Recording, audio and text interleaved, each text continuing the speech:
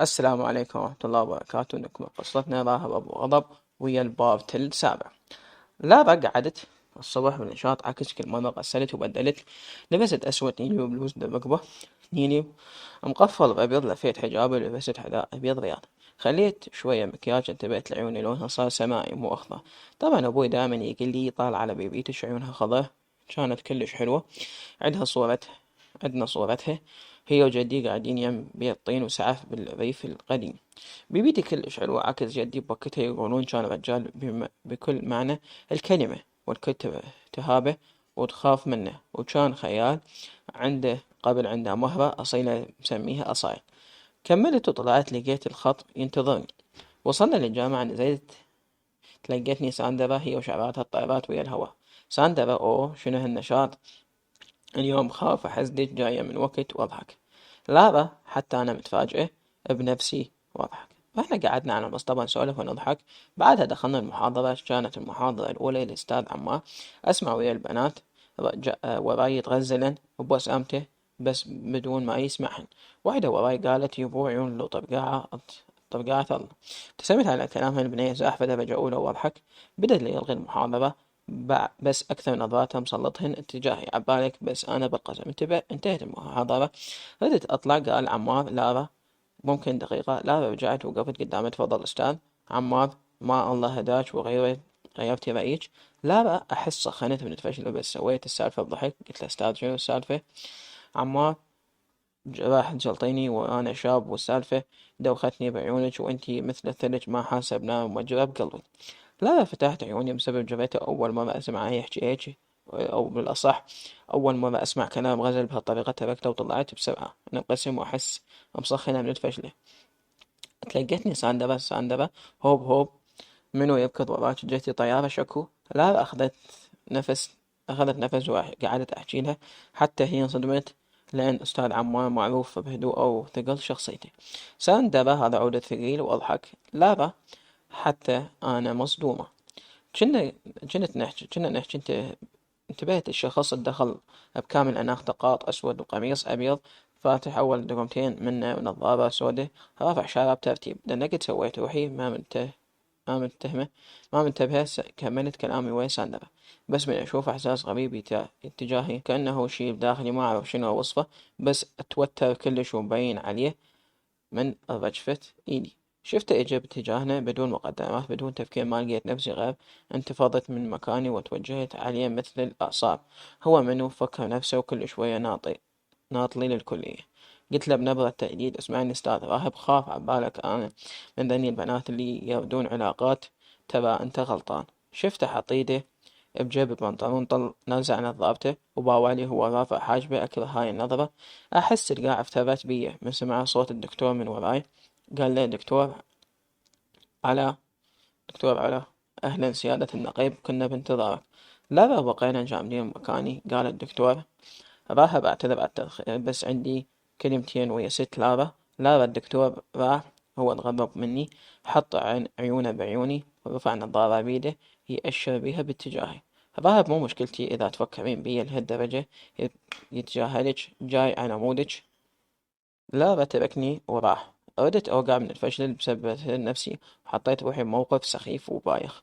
أجت ساندرا بس ما علقت على كلام مبين من وجهي، بس تلاقي شبيك أطقها ببكية يمكن أقعد ألطم من فشلتي. أخذتني عناني، جابت لي عصير شربته كله مرة واحدة. ساندرا شبيك عبالك قاطعة جزيرة وبعدين لا تضوجين؟ انتي ما غلطانة اللي يشوفه جاي كل يوم أكيد عبالة عليك. لارا رجاء كافي أدري تهدين أعصابي لأن أنا غلطانة. خرب حظي على تفكير دماغي المحجرات. ساندر أضحك ولج كافي عاب باعي الشعواط الطالع من راسج. لا، بقينا قاعدين أريده بس يروح ما أشوفه. بس بعد هسه ايش راح ياخذ نظرة عني؟ أكيد يقول هذا تريد أحكي وياها. ج- جفني صوته وراح يضحك ورايا يضحك ومنطق ويا الدكتور بالنادي. ومنطلق ويا الدكتور بالنادي. شوية والدكتور اجا طالب صالح، بقى قاعد وحدي. بديت أشجع شوية بس من كرامتي حتى لا يفكر أنا راكضة ورا. حكيت بصوت مسموع لأن صاير بالكرسي اللي وراي مباشرة. قال لي ساندرا دكتور عمار رجع عرض علي موضوع الخطوبة، شو تقولين أقبل؟ ولو أنا قررت أوافق لأن ماكو أحد بشخصيته وثقافته إنسان محترم وألف وحدة تمنى. حكيته شو ساندرا فاتح حريقة تباوع لي وتباوع اللي جهل بيها هو. حسيت بخيال فوق راسي ورفعت راسي بكل ثقة. شنو هذا؟ طقها وضحكة وصار وجهه أحمر من الضحك. شرب كاسة الماي اللي قدامي وباوع لي ورجع ضحك. لبس نظارته وراح. أحسه مثل الدخان القطار يطلع من راسي. شديد مستفز. لا لا، أنا الغبية والبايخة بدت أصلح غلطتي بغلط أكبر مني. ساندرا أضحك. عرفت تكذبين خرب والله يلوق لك منصر النقيب يلقفها وهي طايرة. لا سكتي لا أطلع قهري بيج. بيني وبين نفسي صرت ألوم بروحي أنا ليش هجي. حكيت بلحظة عدم إدراك وفهم. بعدها من اليوم عادي، بس أنا ألوم من الفشل اللي سويته بحالي. لو ساكتة أشرف لي. أجيت أكحلها عميتها. كانت الجامعة شقدها شكوبرها من دون الكل. قمزتني عبالي جاي يشوف. ما أعرف شلون انتهى الدوام لأن كنت مختنقة من روحي. رجعتنا للبيت وساندرا قوة كاتمة ضحكتها. أدري بيها تخاف تحكي، خاف أعيط بيها. قلت دخلت لقيت خالي يمنا سلمت وصعدت غرفتي. بعدها اجوا رافد ومحمد من الشغل. محمد انعزالي بشكل مو طبيعي، نادرا نشوفه قاعد ويانا على الأكل دوم أكله بغرفته. وما علي ما علي بينا لو نحترق ما علي بينا لو نحترق يمكن هم ما يطلع. ورافد عايش بعالم الخاص ماله دخل بشي. لو من اليوم راد يتقدم الوحدة أهلها حالتهم تعبانة كلش، بس أمي رفضت. من يومها صرنا ما نشوف كلش، حتى مرات يبات برا البيت. بدلت ونزلت ميتة جوع، بس موقف الكلية براسي شجاني وحكيت خرب حظ الفقر. جلال شبيج بابا صافنة ليش ما تاكلين إلا ها بابا هي هياتني دا آكل. سعاد بشري شلونك بالدوام الامتحانات ترى ما أتراجع عن لا صار مع موت الدلالين. انتي بس ادعيلي. سعد لا خالو بس اغسلي ملابسي ذبيتهن بالسلة. لا هو أنا ملابسي أتعاجز منهن. حكيت بقلبي طبعا صار خالو من أكمل غدا أغسلهن. كملنا وشلنا الماعين وقفت ويا أمي أغسلهن. سعاد روحي اغسلي ملابس خالك أنا أكمل الماعين. لا هو ينفصل. تضحك علي النسوان وإحنا نبتلي. سعاد لا نشبه لا طيح حظك وبالله واللي يغسليهن خاف يلبسهن العصا.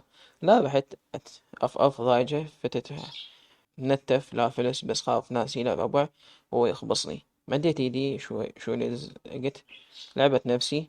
خرب بالحظ طلعتها عليه علج معولج وحاطه بغاد والجيب الثاني كذلك. أخذت الدشداشة ورحت لأمي. شوفي أخوك يعلج ويضم العلج بجيبه. ترى والله لعبت نفسي مجبورة أتحمل لعبان النفس خو ما مجبورة. سعاد بالله ذبي وغسليها. هو علج قابل شنو؟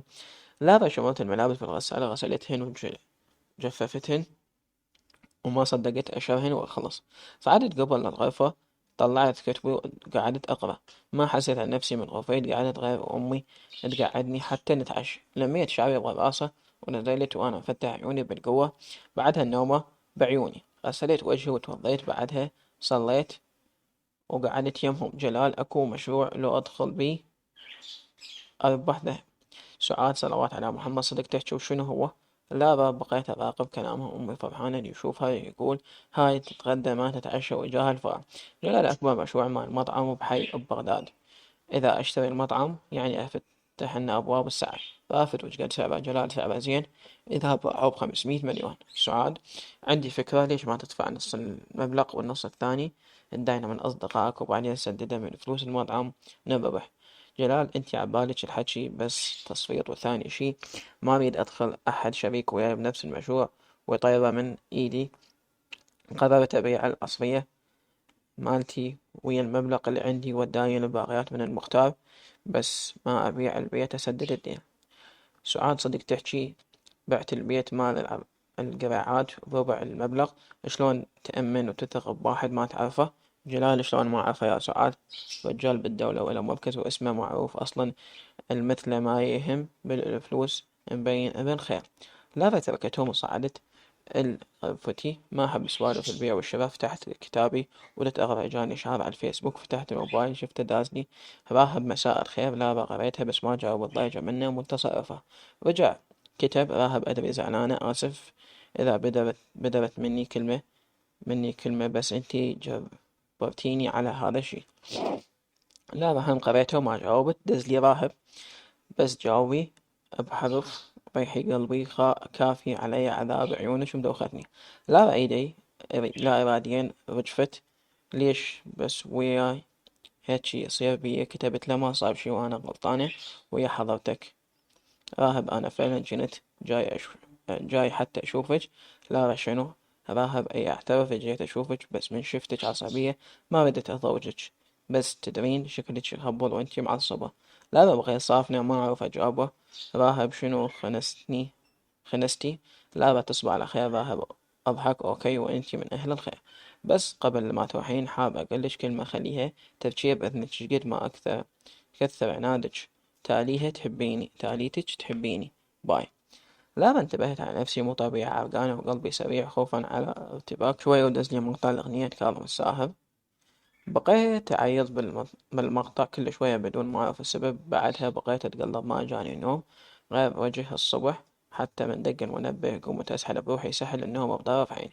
غسلت ولبست تنوع سوداء وقميص أبيض وجاكيت أسود، خليت كحلة مرطب وشفايف ورشيت عطر، بعدها لفيت حجابي نزلت لبست حذاء فلات أبيض.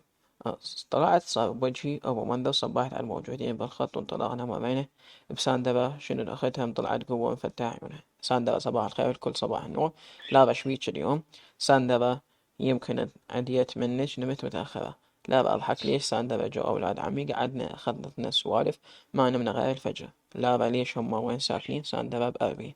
لا وصلنا للجامعة وابتدي اليوم عادي بين المحاضرات. بعد ما انتبهت آخر محاضرة طلعنا صار بوجه أستاذ عمار شلون كان بنات؟ لا طبعا هو أخذنا ثاني محاضرة، بس كل ما يشوفني يسلم. أستاذ عمار ليش وقفت؟ تعال نبدأ بوصلتين. لا ساندرا بدت تحكي سبقتها شكرا أستاذ الخط عليه جاي. غمضت عيوني بتعب أترخص وراح. التفتت على ساندرا قلت لها انت ياهو اللي يقول اوصلك ما تصدقين تابحين ركض وتسحليني وياك. ساندرا تدرين بيا ضعيفة قدام الكيك واضحك. لا انتي حتى قدام الباذنجان ضعيفة. ساندرا لا وحش الطاوة ما أحبه واضحك. لا رجعت البيت وكالعادة خالي سعد وسوالفه وأمي وتنظيفها على تصنيفها على العالم. بالليل سبحت وصعدت شغلت الصوبة وقعدت قدها أبغى موبايلي مشتغل ضوء. رحت لقيت مكالمتين رقم غريب، بعدني دا أشوف الرقم ورجع اتصل بي حالة ما أجاوب على الرقم الغريب. تركت اتصل بدون ما أجاوب وجتني رسالة أنا أستاذ عمار جاوبي. قريتها وتفاجأت أستاذ عمار منين حصل رقمي. رجع اتصل أخذت نفس وجاوبت ألو نعم عمار. نعم الله عليك شلونك لارا؟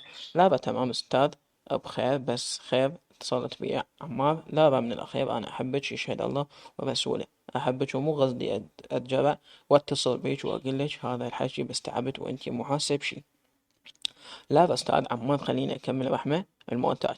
والله من أشوفك قدام عيني بالكلية روحي تطلع قدري هذا الشي وانطيني أمل حتى لو 1%، حتى لو كان هالشي بصيص أمل يكفي أبقى أنتظرك طول العمر.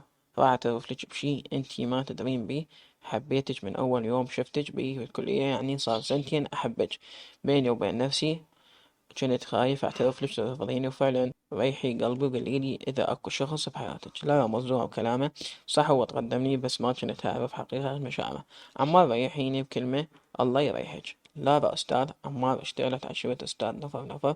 بوي يقوليلي عمار أريد أسمع اسمي بلسانك. لا بعتذر أستاذ بس أشوفها صعبة أصيح حضرتك باسمك لأنك أستاذ واحترامك من واجبي. أنا قلت لك قبل وأعيدها ما مفكر أرتبط حاليا. بعد قدامي طريق طويل وأريد أحقق أحلامي، وأشوف الزواج راح يشتت تفكيري. لذلك هجاوبك على سؤالك ما عندي أحد عمار. لعد ليش رافضة؟ ليش ما جاي تقدرين حبي شوفي صار لي قد أتوسل لأن ما أريد أخسرك. هواية أكو غيرك بنات بالكلية أحلى وأجمل، بس حبيت عفويتك وروحك وشخصيتك المرحة ما حبيت شكلك. لا أستاذ والله ما أعرف شنو أجاوبك، بس عمار كافي. لا روحي لأن بهذا كلامك مستحيل تحسين بوجع بقلبي. لو قايلة بس كلمة واحدة كانوا من الصبح دزيت أمي وأخواتي لأهلك. لا صدق بوجهي صدق ضجيت شنو أبدا دق. رجع دق الموبايل بدون ما انتبه على الرقم. جاوبت الأستاذ عمار آسفة، راهب لازم كنتي منتظر مكالمة مهمة من أستاذك.